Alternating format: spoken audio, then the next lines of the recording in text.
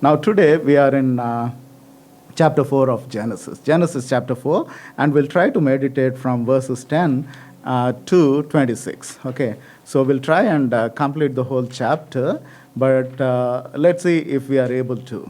And now, what we are essentially seeing is we have seen how man has fallen because of the sin which Adam and Eve committed, and because of that, there was there was the first death wherein God had to sacrifice animals, and from the skin of those animals, garments were made for Adam and Eve, right? But in addition to that, what we have also noticed is that, Abel was killed by his brother Cain because Abel brought a sacrifice in faith, whereas Cain did not bring the sacrifice in faith. He did not sacrifice it, bring the sacrifice in a good way. Therefore, God did not accept. And therefore, Cain was angry with his brother and he killed. And that is the background with which we are starting our scriptures today. And before we get started, I wanted to give a small illustration.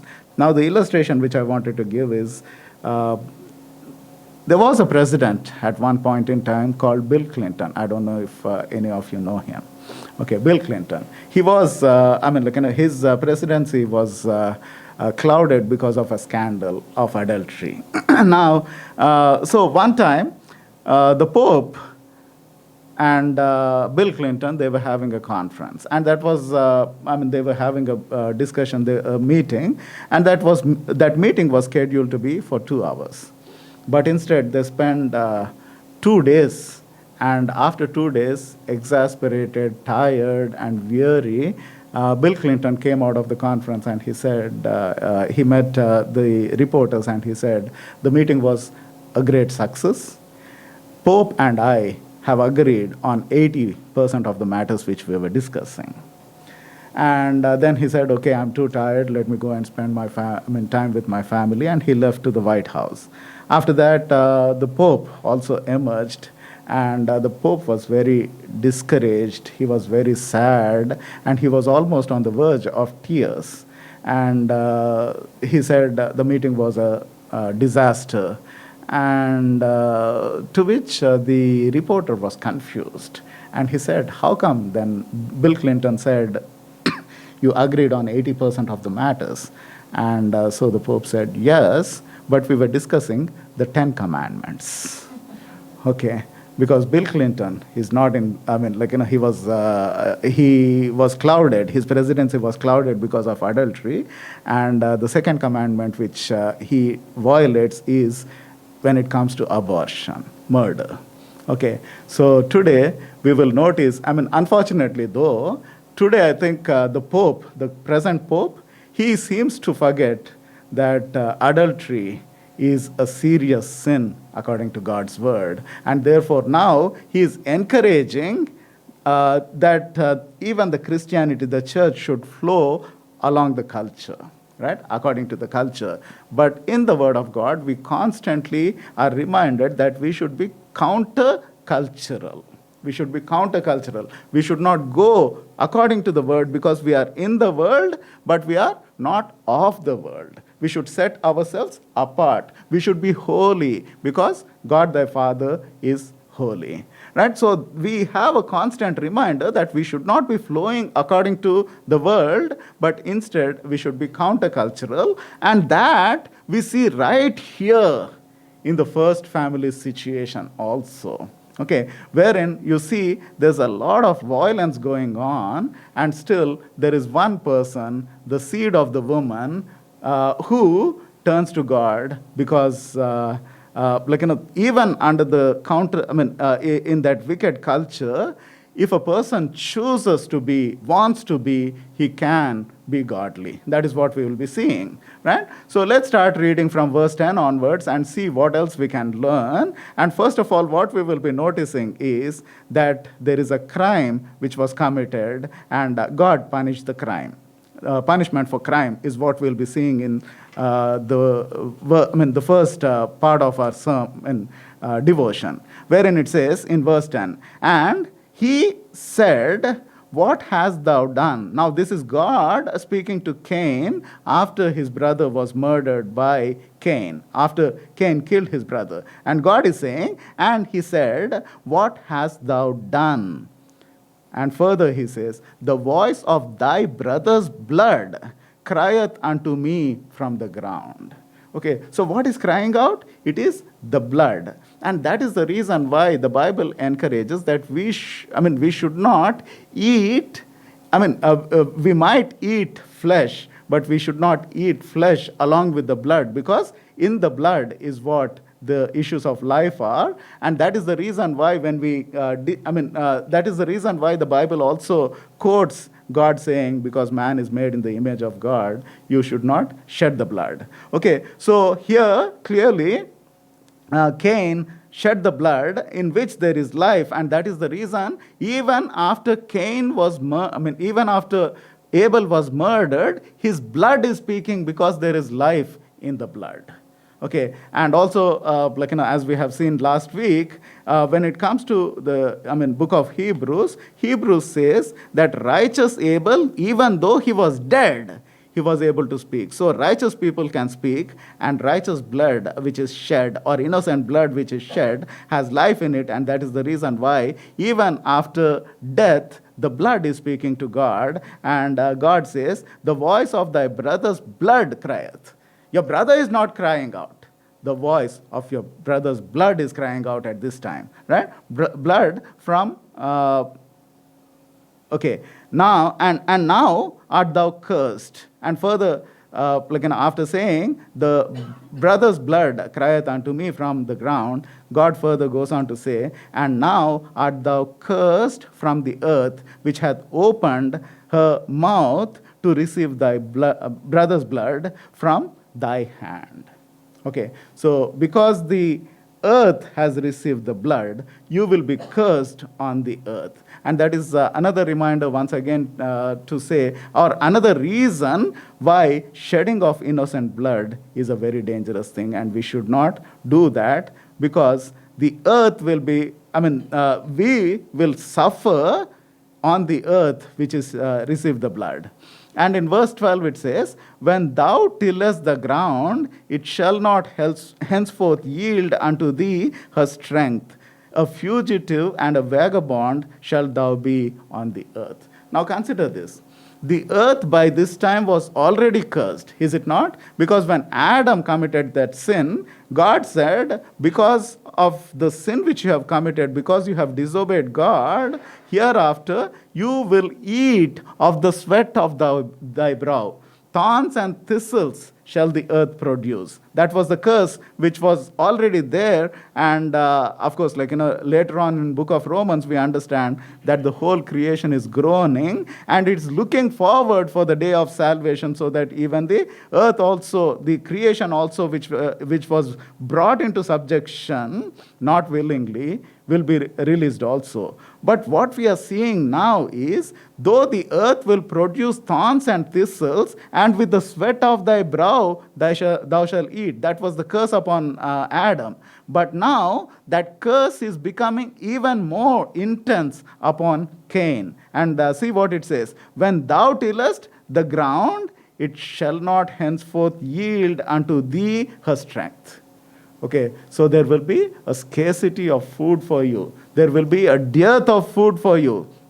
And because of that, you cannot settle in one place. You'll be moving from one place to another. A fugitive and a vagabond shalt thou be on the earth. You'll be roaming from one place to another, but at the same time, you will be a fugitive, meaning you're escaping. You're escaping the law. You're running away from the law. You're running away from the punishment which is due for you. And Cain said unto the Lord, my punishment is greater than I can bear. When God pronounced that punishment, clearly, I don't know which would have been better for Cain. If he was killed then and there, was it better? Or running away and running away and running away, constantly living in fear? Okay, that probably would have been a greater torture upon him. And Cain, So it would have been a greater torture for that reason. Cain is complaining and saying, and Cain said unto the Lord, my punishment is greater than I can bear. Okay, so God will definitely punish. Maybe sometimes He might punish us right then and there, and sometimes He might withhold the punishment or withhold the judgment, but every sin we commit, we have to pay a penalty for that. Now, at the same time, we should also be reminded and we should be grateful that God sent His only begotten Son, because of which we have forgiveness of sin. And because we have forgiveness of sin, we should receive that forgiveness and also be humble. As we have been reminded from the Proverbs also, we should always be humble. We should never get proud because of anything we have or anything we are. And also one thing you need to understand, notice here, a fugitive and a vagabond shalt thou be in the earth. Now, who is he running away from? That is a question, right? So at this time, we need to understand probably, Adam and Eve were also not happy with that. And therefore, there must have been some sort of an anger, and maybe someone is looking for vengeance. And also, when we consider Adam and Eve, by this time, they had 2 sons. But did they have additional daughters? It is not mentioned here, right? So probably there were more people living at that time, because of which Cain had to be a fugitive. He had to run away. Okay, so for that reason, sometimes people question if Cain, of course, that is something we will encounter. If Cain married someone, where did that person come from? Right? So it is a foolish argument people make out of the silence from the Word of God. Okay, because the Bible is silent about additional daughters doesn't mean they had no additional daughters. And we should understand here, he's already fugitive because there were already people, in addition to Cain, in addition to Abel who was murdered, from whom Cain is running away. And then in verse 13 it says, and Cain said unto the Lord, my punishment is greater than I can bear. Okay, so now what we see is God shows him grace. Even though he has committed a sin, he has committed murder, God is not immediately punishing him. He will show mercy to him. He will show grace to him. And in fact, we should be reminded, even when Adam committed sin, God was still gracious to him, right? And even in constituting death, God is gracious to us because God doesn't want us to live in a sinful state all our lives. Instead, that has to come to an end, and then after we should be cleansed and receive the eternal salvation which God has prepared through his Son, Jesus Christ. And in verse 14 it says, behold, thou hast driven me out this day from the face of the earth, and from thy face shall I be hid. Now this is also very important. What did God say? Because thou hast committed that murder, because that blood was shed on the earth, that blood cried out to me, and the earth which drank of that blood, okay, is cursed because of it. And in verse 14, Cain is continuing to complain and said, behold, thou hast driven me out this day from the face of the earth. Because God said, the earth which you have, the earth will be your enemy, because the earth has drank of the blood and complained, thy brother's blood is crying out to me. And from thy face shall I be hid. Now, this is very important, and maybe we should take a step back and consider. When Abel brought the sacrifice in faith, the Bible says, it implies that Cain did not bring that sacrifice in faith. Now, that's a very, very interesting thought, because it was just one generation before that, Adam and Eve had direct face-to-face fellowship with God. They were able to commune with God, they were able to walk with God, talk with God, and by then, Cain and Abel, they were not born, true. So maybe they did not have the same kind of an intimacy, and maybe at this point God is not directly showing himself, he's not directly talking to them. But still, just one generation later, Cain did not have faith. So it is very important, we should be very careful in how we educate our future generations, right? It is very important for us to instill the fear of God and not consider God to be something distant. I don't know, how faithful Adam and Eve were in terms of explaining what exactly happened and where they were once having fellowship with God, and unfortunately, because of sin, they have now had no relationship. Maybe they were not truthful about it, but we should be very careful always to educate our future generations and make them know that God is true. God has shown himself in our own lives, and therefore children should learn to be fearful of God and also be grateful to God because of all the privileges we are enjoying. And therefore he says, I will be running away from you, I will be hid from you, and I shall be a fugitive and a vagabond in the earth, and it shall come to pass that every one that findeth me shall slay me. So he's agreeing that he will be a vagabond and people will kill him. Therefore, there were people already existing. Maybe there were no male children born yet, but there was a situation wherein there was danger for his death. And in verse 15, God shows that mercy. And the Lord said unto him, therefore, whosoever slayeth Cain, vengeance shall be taken on him sevenfold. And the Lord set a mark upon Cain, lest any finding him should kill him. Okay, so what was that mark? We don't know, but definitely God created evidence to say, or proves to say that if you touch this person, if you kill this person, vengeance will be taken by God. Okay, so God protected Cain even though he deserved punishment at that time. And in verse 16 onwards, we see that sin does not end there. Sin keeps getting added. And it says, and Cain went out from the presence of the Lord and dwelt in the land of Nod on the east of Eden, and Cain knew his wife. Now, Bible doesn't say that now Cain went and found a wife. Right? Bible is not telling us. Because Cain was already married. He already had a wife. Therefore, Cain knew his wife. Okay, so as I was saying, just because the Bible doesn't record the daughters which were born to Adam and Eve does not mean Adam and Eve did not have additional children. And therefore, there was a wife Cain has taken, and Cain knew his wife, and she conceived and bare Enoch, and he builded a city and called the name of the city after the name of the son Enoch. Okay, so now one more thing which was interesting to me is, growing up, I never thought about these subjects, because in Sunday school we are generally taught the stories in a way that is child appropriate as we think. But growing up, I never thought about, were there additional people living on that earth at that time? I never thought of those things, right? So anyway, because now, as a theologian, it is necessary for me to meditate upon every aspect, and therefore now I'm realizing. But in the United States, people generally raise this question: where did Cain get his wife? And they are doing so not because they truly find something wrong with the Word of God, but they just want to deny God, and because they want to go ahead and live the life according to how they want.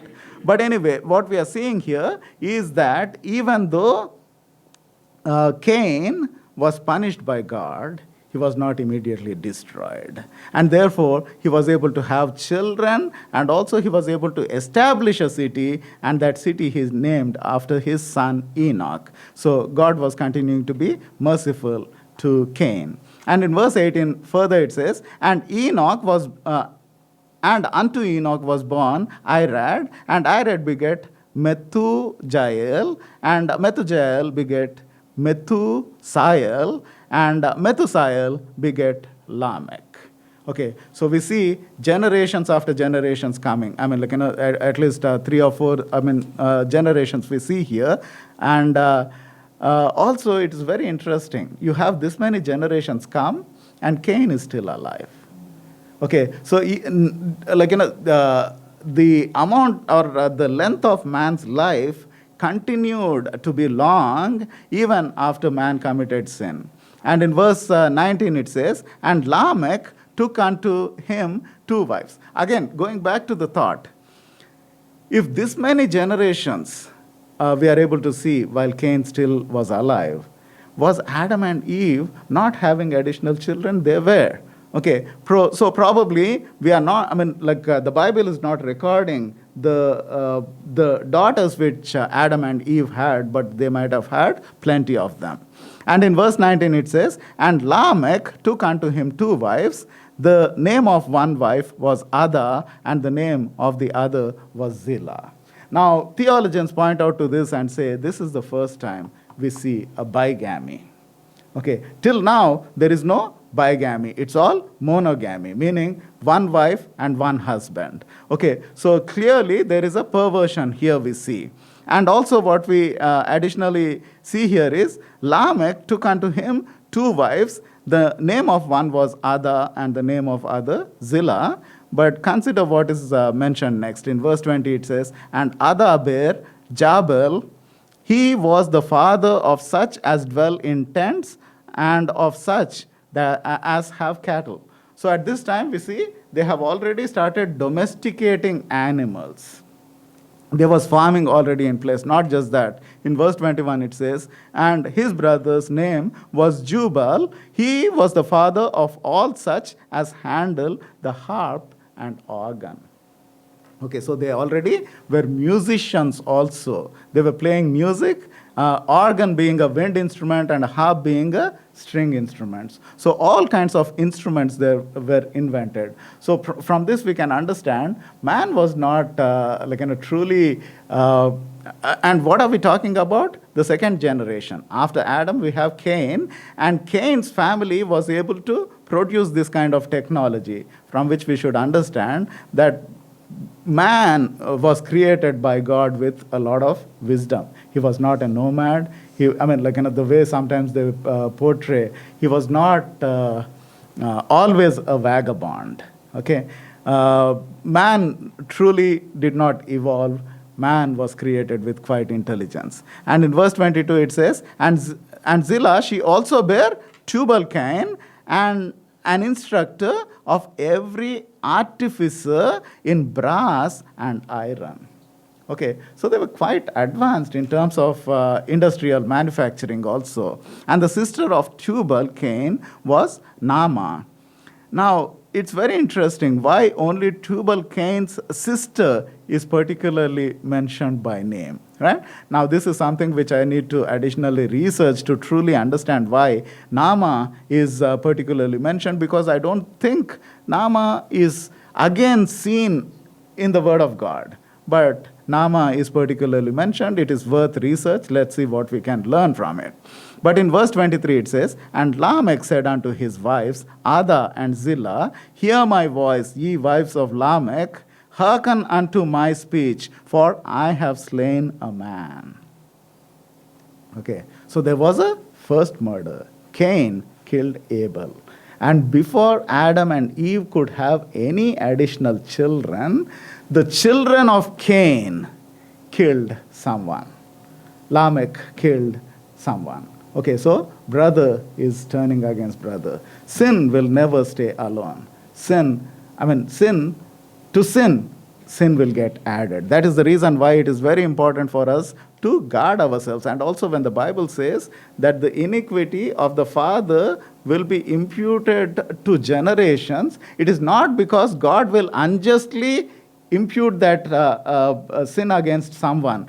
But you see here, once you turn away from God, once you hide from God, once God is hid from you, your children will become godless. And because of which, there is bigamy, violation of God's institution of marriage, and once again there is a murder. And this person, instead of repenting of it, he is boasting and he is saying, hearken unto my speech, for I have slain a man to my hurt.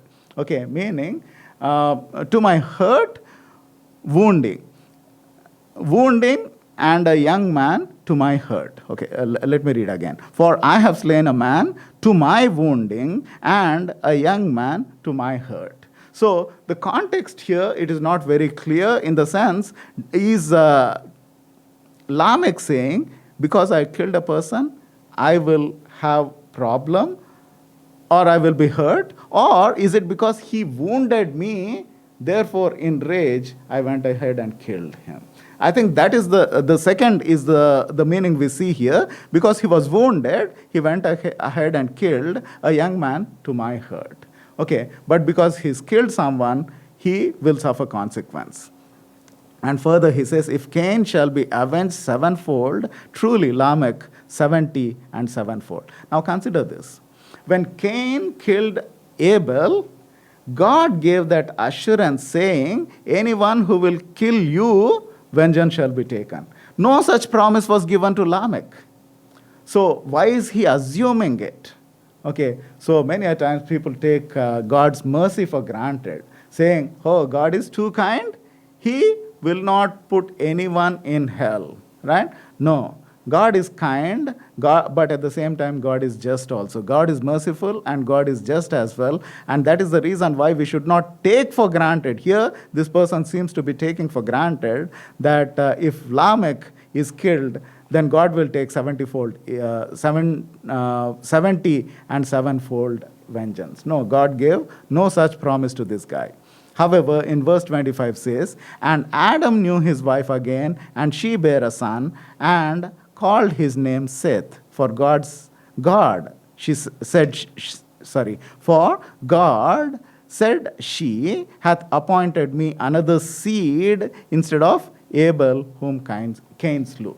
Now here in this verse, seed is very important for us to note. Because what is the promise which God gave to Eve?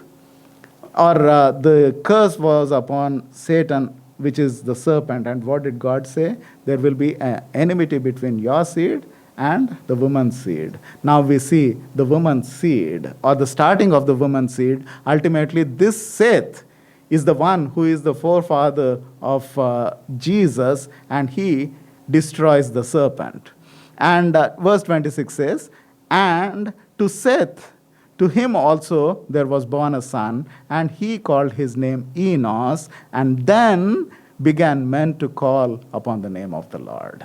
Okay, so it is Seth, and then after, when he had another son and called his name Enos, that's when people started turning to God. Till then, people were godless. So from that, we can understand what happened already. People were multiplying, but at the same time, they were away from God, and therefore godlessness was prevailing.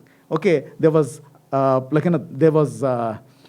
destruction of God's institution in terms of bigamy, and also there was another murder committed. So there was wickedness and ungodliness everywhere, but even when there was ungodliness, people started turning to God because of this one person, Seth and Enos.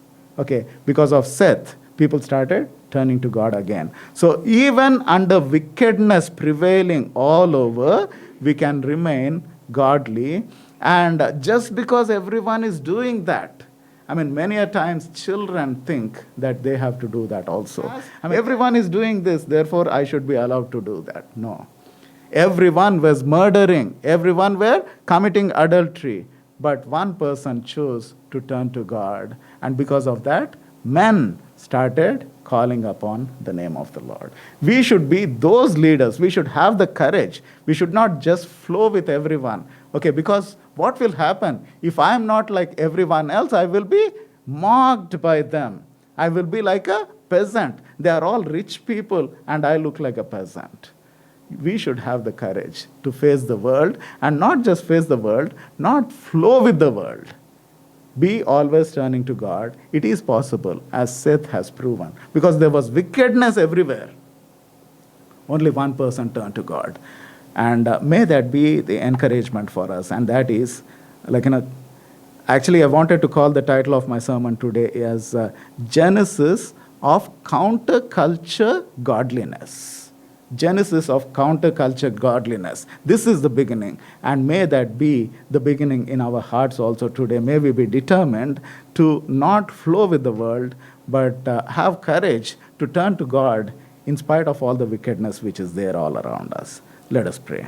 Dear Heavenly Father, I thank you once again for this wonderful privilege you have given to us to meditate upon your scriptures, to worship you, and to bring our supplications to you. Lord, I thank you for your grace upon us because, Lord, we recognize that we are wicked people. And, Lord, we are wicked people living in wicked society. In spite of that, Lord, you have taught us today that we can have the courage and be countercultural and still remain godly. May we have that courage, may we have that strength. I pray the Lord to guide us, and may we always turn to you, and because of what we learn from your scriptures, help us to walk according to your will, glorifying your name all the days of our lives. I pray in Jesus' name. Amen.